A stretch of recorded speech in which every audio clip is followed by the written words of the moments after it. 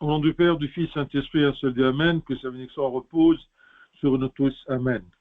Alors, aujourd'hui, on va continuer le deuxième chapitre de l'Épître de Saint Jacques. Deuxième chapitre, du verset 14 au verset 26. Jacques 2, de 14 à 26. Mes frères, que sert-il à quelqu'un de dire qu'il a la foi s'il n'a pas les œuvres? La foi peut-elle le sauver? Si un frère ou une sœur s'ennuie et manque de la nourriture de chaque jour, et que l'un d'entre vous leur dise « Allez en paix, chauffez-vous et vous rassasiez », et que vous ne leur donniez pas ce qui est nécessaire au corps, à quoi cela sert-il? Il en est ainsi de la foi.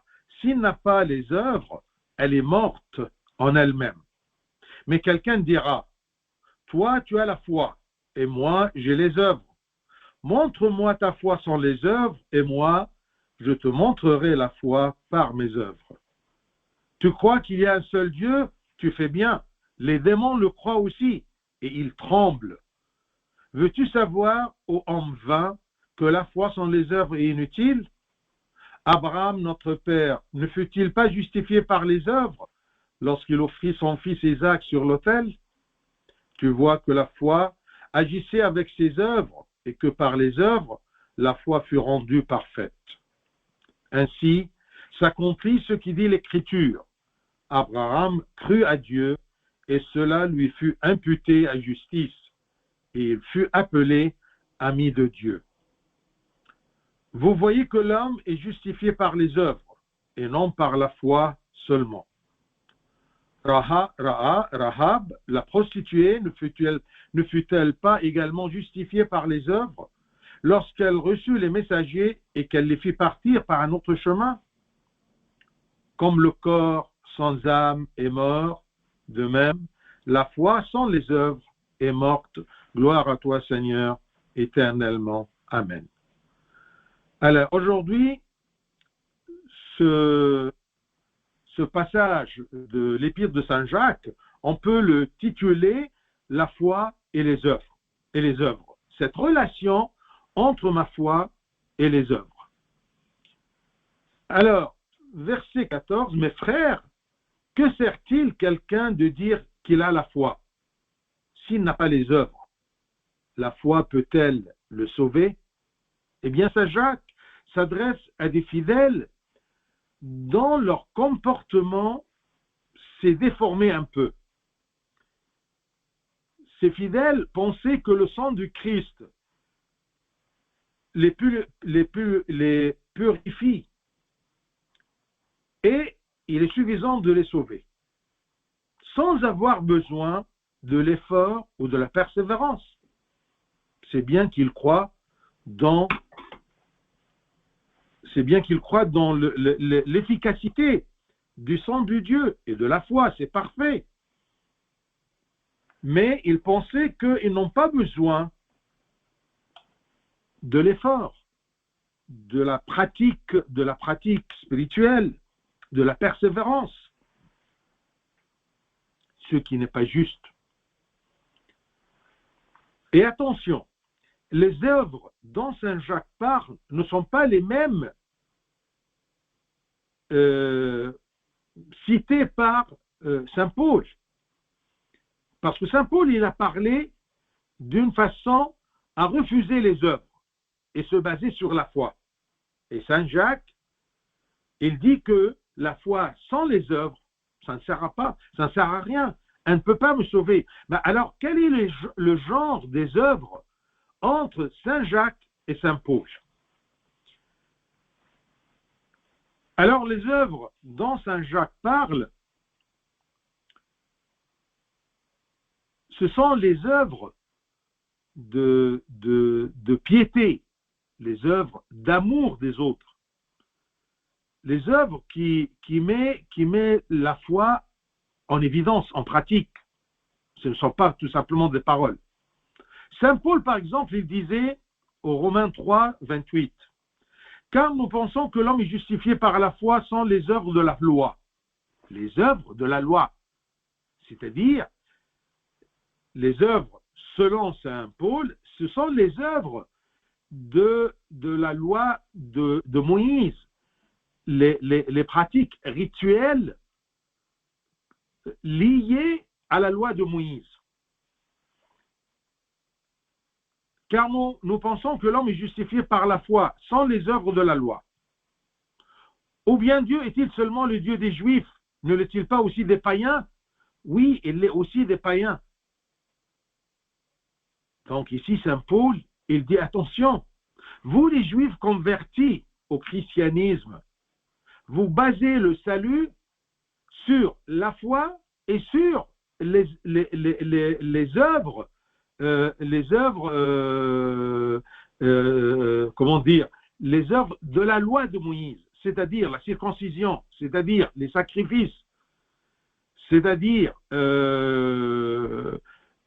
comment dire, les sabbats. Vous voyez?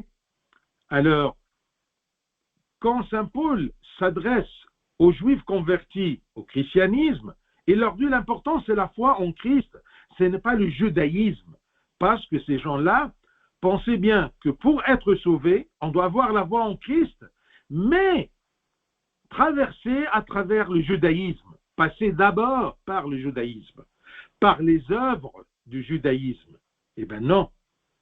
C'est pour cela qu'il leur dit, puisqu'il y a un seul Dieu qui justifiera par la loi les circoncis et par la foi les incirconcis. Il veut dire à ces circoncis, à ces juifs, attention, votre salut ne se base pas sur votre judaïsme, mais sur la foi. Mais quand saint Jacques il parle, alors il parle à tous les chrétiens que vous devrez avoir la foi, mais aussi les fruits de la foi. Alors, saint Paul, dans ces versets de son épître aux Romains, parle des œuvres rituelles de la loi des Juifs, circoncision, sacrifice, actes de purification, ainsi de suite. Parce que les Juifs convertis au christianisme pensaient, je vous ai dit, que la foi en Christ ne suffisait pas au salut. On devrait passer par le judaïsme.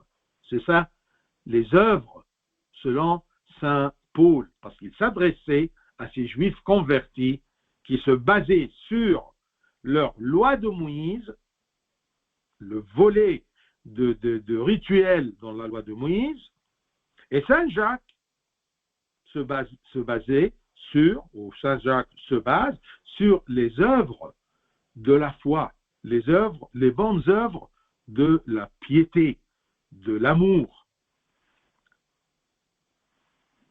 Et bien saint Jacques, il parle à propos des œuvres de piété qui sont les fruits de la foi vivante. Parce que vous pouvez être confronté à des gens qui vous parlent à propos des phrases ou des versets de saint Paul, qui dit, eh bien, la foi, c'est ça qui compte. Vous allez leur répondre, oui, c'est écrit aux Romains, car nous pensons que l'homme est justifié par la foi, sans les œuvres, mais attention, observez bien, sans les œuvres de la loi, les œuvres de la loi de Moïse. Ou bien Dieu est-il seulement le Dieu des Juifs? Ne l'est-il pas aussi des païens? Oui, il est aussi des païens. Alors vous voyez ici, la continuation de la parole de saint Paul montre qu'il parle à propos des œuvres juives, des œuvres rituelles de Moïse, de la loi de Moïse. Puisqu'il y a un seul Dieu qui justifiera par la foi les circoncis et par la foi les incirconcis. Il n'y aura pas devant Dieu une différence entre les incirconcis et les circoncis, entre les juifs et les pas juifs. Mais ce qui compte, dans ce cas, selon saint Paul, c'est la foi en Christ. Et comme évidence, et comme fruit de cette foi, nous aurons les œuvres dont il parle saint Jacques.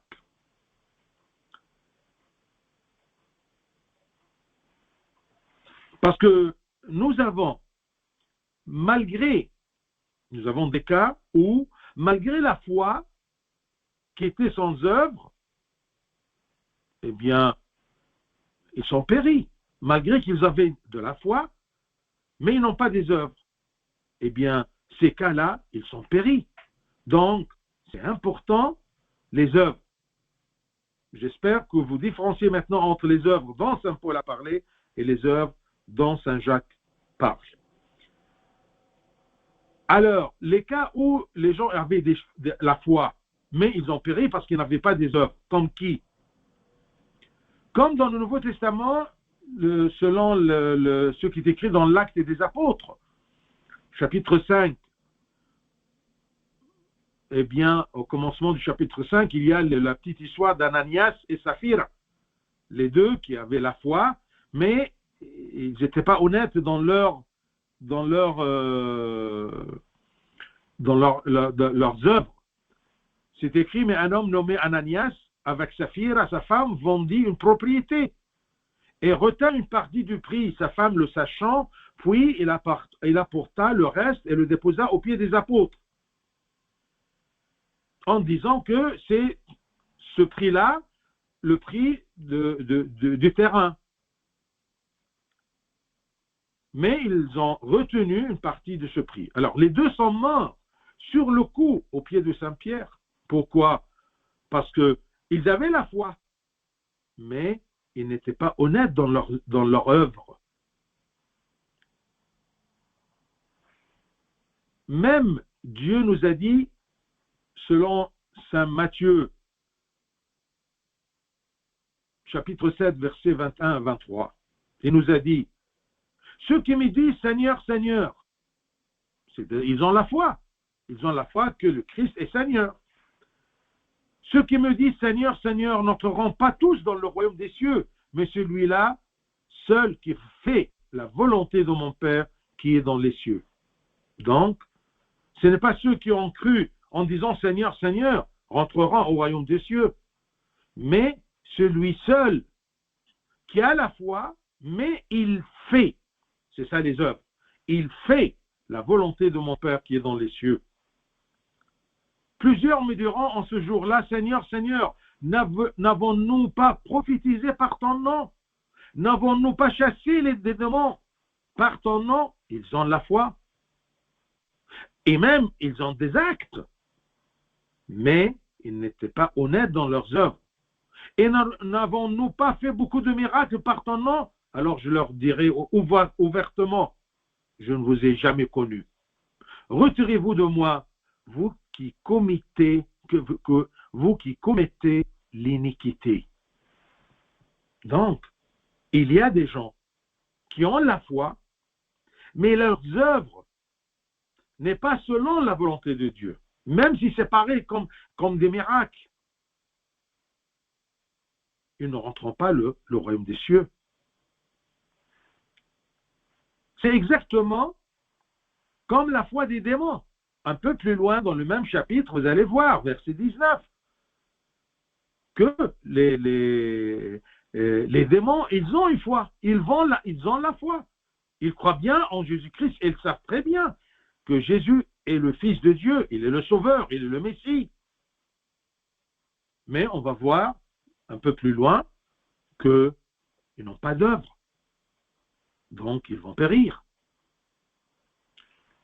Saint Athanase, eh bien, il a dit, Saint Paul parle toujours au début à propos de la foi, suivi des consignes de comportement, c'est-à-dire les œuvres, la pratique. Si vous vous rappelez, quand on a étudié un peu ces épîtres aux Colossiens, aux Thessaloniciens, il parlait d'abord à propos du dogme, de la vérité, de la foi. Mais après, il donnait des consignes. Il donnait comment on doit vivre et pratiquer cette foi. Il parle au début de la foi, parce que c'est indispensable, mais suivi par des consignes et des pratiques, des œuvres. Bien sûr que la foi est indispensable et préliminaire, C'est écrit, Saint Paul aux Hébreux, chapitre 11, verset 6. Or, sans la foi, il est impossible de lui être agréable, bien sûr. Donc la foi est indispensable. Or, sans la foi, il est impossible de lui être agréable, car il faut que celui qui s'approche de Dieu croit que Dieu existe et qu'il est le rémunérateur de ceux qui le cherchent. Quand on a la foi, on cherche Dieu, on cherche à le suivre.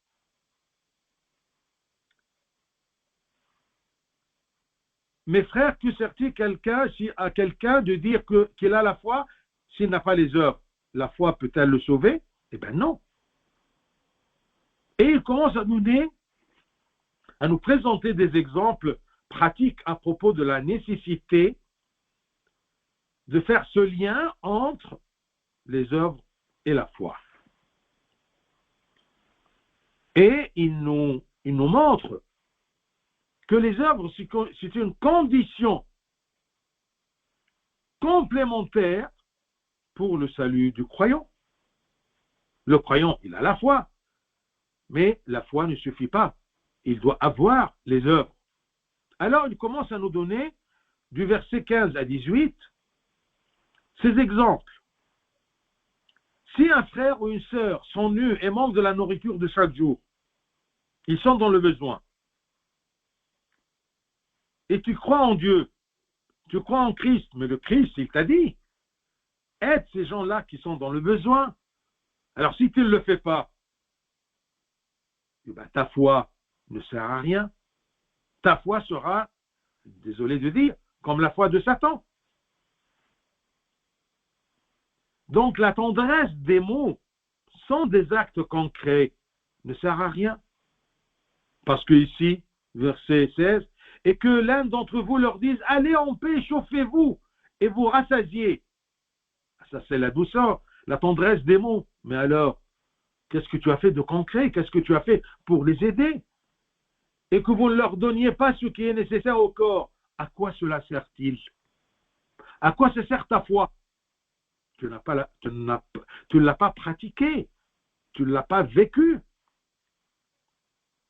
Il en est ainsi de la foi. Il en est ainsi de la foi. Si elle n'a pas les œuvres, elle est morte en elle-même. Elle ne sert à rien. Comme la foi pour les démons, ça ne leur sert à rien. Parce qu'elle n'est pas vivante. Elle n'est pas liée à des œuvres. À des œuvres selon la volonté de Dieu, selon les enseignements de Dieu, selon le cœur de Dieu. Où sont-ils les fruits de la foi? C'est écrit, Matthieu 7, 16. Vous les reconnaîtrez à leurs fruits. Tout arbre qui ne porte pas de bons fruits est coupé et jeté au feu. Tout arbre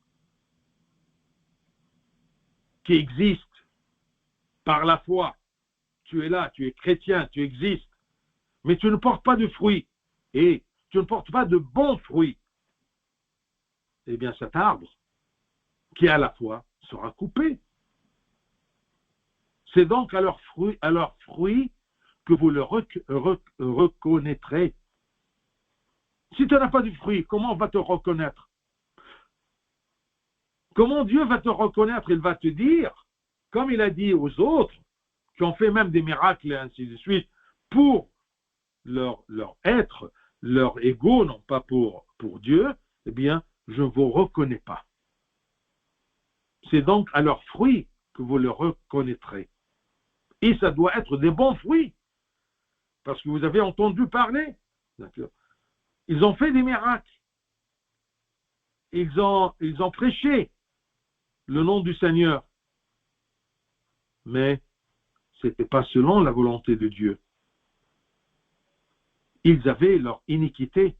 Ils persistaient, comme les démons, dans leur iniquité.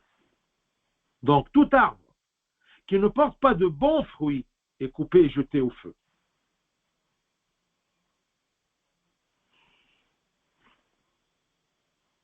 Et on tombe sur le verset 19, qui nous montre bien le bon exemple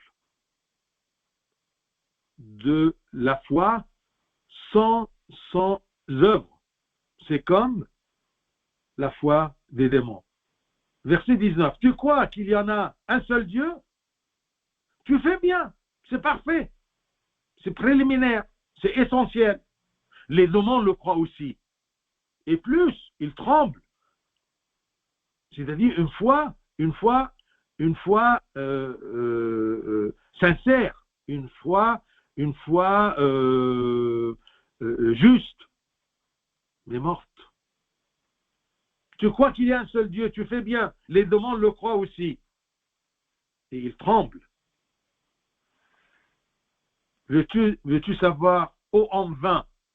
Un homme vain, c'est un homme dont la foi ne porte pas de fruits. Veux-tu savoir, ô homme vain, que la foi sans les œuvres est inutile? Je vais te donner des exemples.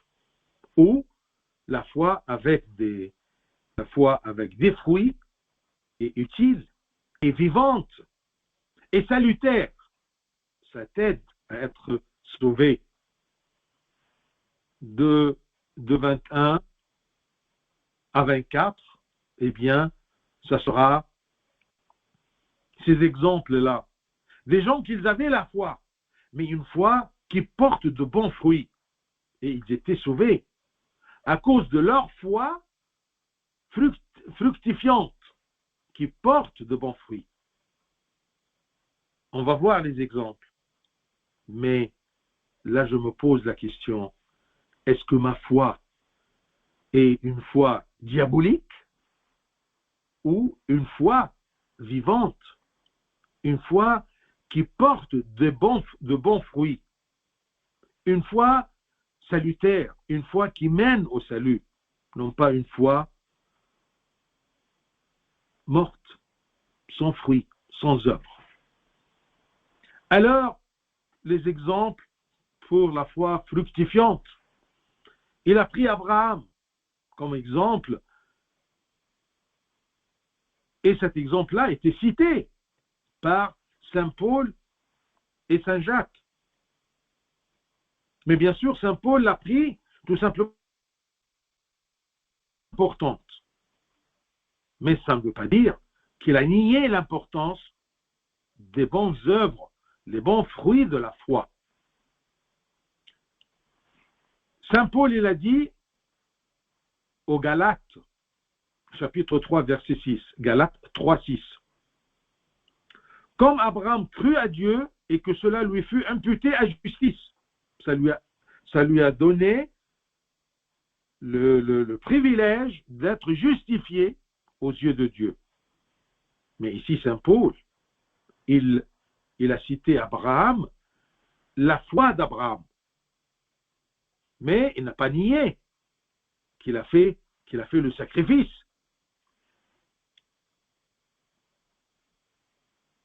Même il a parlé aux Romains en disant, car que dit l'Écriture? Abraham crut à Dieu et cela lui fut imputé à justice. Parce que les Juifs christianisés, comme je vous ai dit, ils ont mis les œuvres de la loi de Moïse, des sacrifices, la circoncision et tout ça, avant même la foi. C'est plus important que la foi.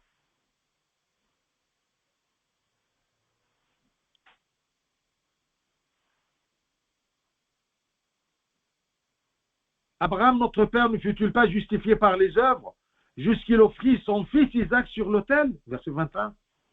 Là, Saint Jacques, il souligne les œuvres de Abraham. C'est la même personne citée par Saint Paul, soulignant sa foi. Il parlait aux Juifs, d'accord, convertis au christianisme, et Saint Jacques, il parle à tous les chrétiens en leur disant le même exemple. Abraham, il a cru, mais il a agi avec force, et que par les œuvres, la foi fut rendue parfaite.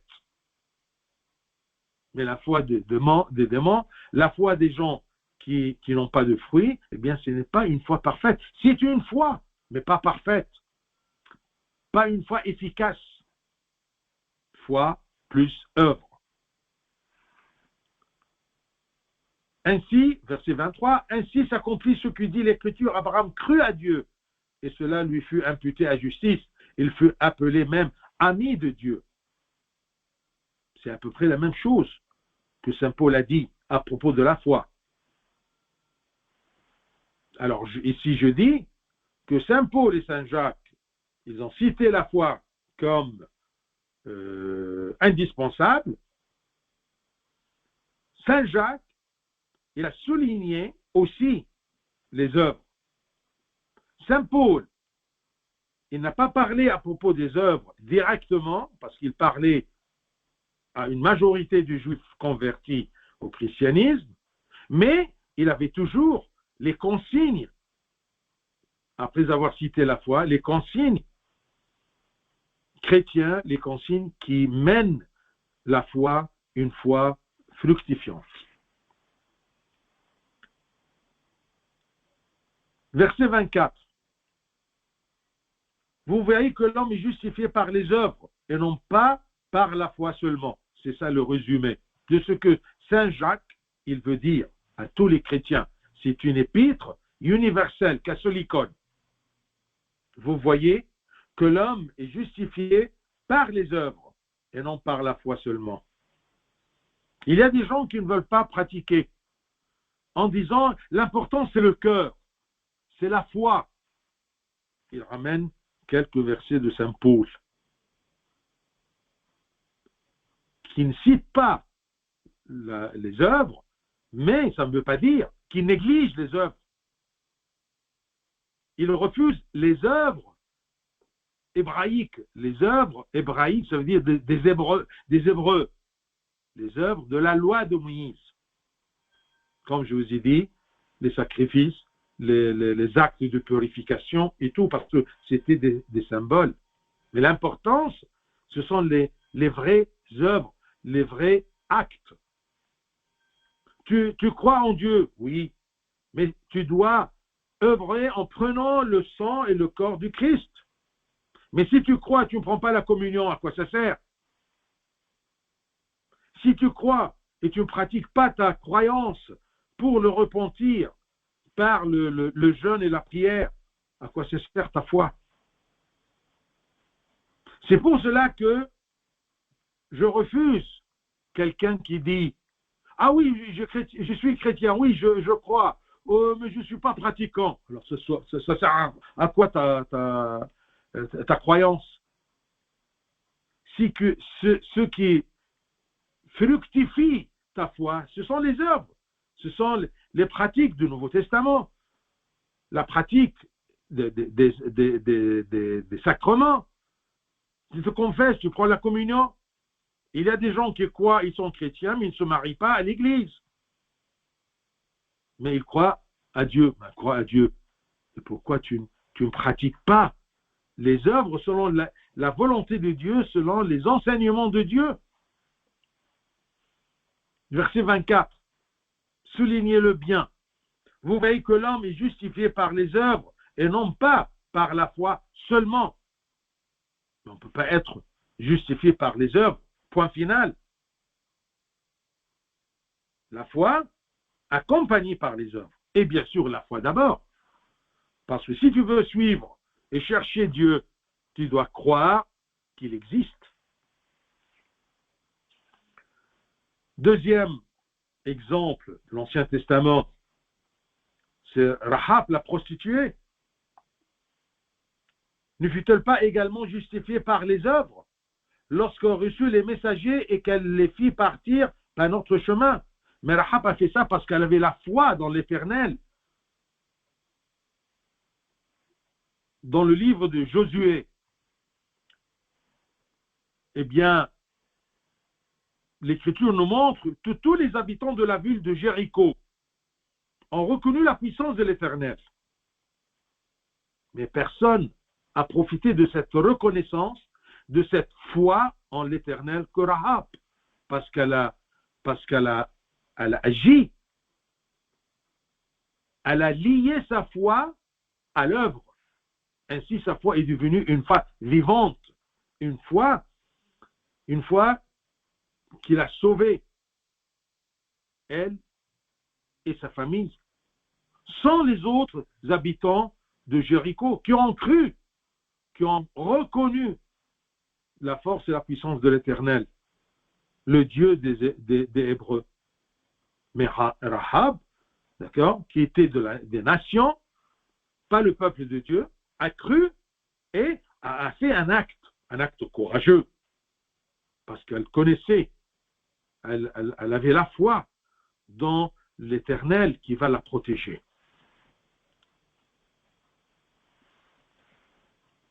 Les deux exemples étaient Rahab, et je vous invite tout simplement de voir l'histoire de Rahab dans le livre de Josué.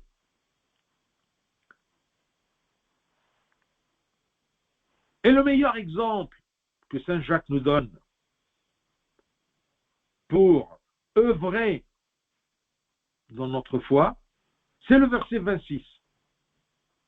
Alors, le verset 24, vous voyez que l'homme est justifié par les œuvres et non pas la foi seulement. Verset 26, il nous donne un exemple très explicite. Comme le corps sans âme est mort, de même la foi sans les œuvres est morte. Une fois morte, elle sert à quelque chose. Un corps mort, il sert à quelque chose, c'est terminé. Mais si quelqu'un vous dit, oui, je suis croyant, mais je ne pratique pas, pour une raison ou d'autre, eh bien sa foi ne sert à rien. Ne lui sert à rien, ne le justifie pas, d'accord, à Dieu, devant Dieu. Et de même, d'une autre façon, eh bien, je dis que ça vient de soi. Si j'ai des œuvres, mais je n'ai pas la foi, donc ce sont des œuvres qui ne sont pas basées sur la volonté de Dieu ou pour Dieu. Parce qu'il y a des bonnes œuvres. Il y a des gens non-croyants qui ont quelques bonnes œuvres, comme ceux dont le Christ a parlé. Je vous répète, dans Matthieu,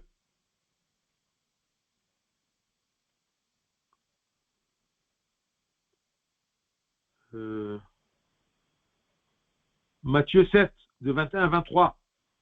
Ceux qui me disent Seigneur, Seigneur, n'entreront pas tous dans le royaume des cieux, mais celui-là seul qui fait la volonté de mon Père qui est dans le ciel. Plusieurs me diront en ce jour-là, en ce jour du jugement, Seigneur, Seigneur, n'avons-nous pas prophétisé par ton nom? Ils ont des œuvres, mais leur foi n'était pas parfaite, n'était pas selon la volonté de Dieu. N'avons-nous pas chassé des démons par ton nom pour vos intérêts, non pas pour la gloire de Dieu? Et n'avons-nous pas fait beaucoup de miracles par ton nom? Oui, par ton nom, d'accord?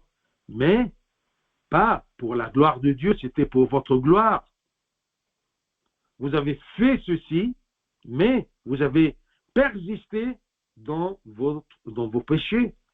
Alors je leur dirai ouvertement, je ne vous ai jamais connu.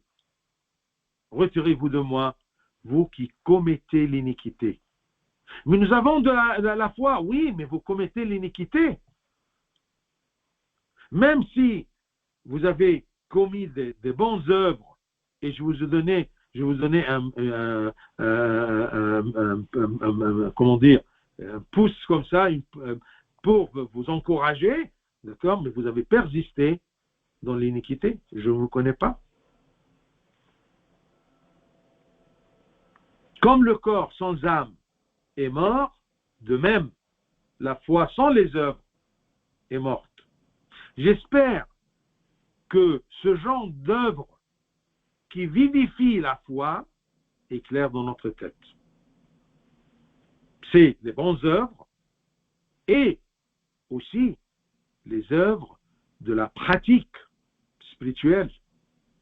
Non pas la pratique des symboles juifs dans l'Ancien Testament, parce qu'il n'y avait pas de communion dans l'Ancien Testament. Il n'y avait pas de confession dans l'Ancien Testament. Il n'y avait pas de repentir dans l'Ancien Testament. Le repentir et la communion. Il y avait un genre de repentir, mais n'était pas encore efficace parce que le Christ n'était pas encore crucifié. Et c'est pour cela les gens qui ont eu la foi dans l'Ancien Testament, ils avaient l'espérance d'être libérés par le sang du Christ, eh bien, ils se sont sauvés. Comme le corps sans âme est mort, de même la foi sans les œuvres est morte. Et soyez sûrs que l'homme est justifié par les œuvres et non pas par la foi seulement. Gloire à toi, Seigneur, éternellement. Amen.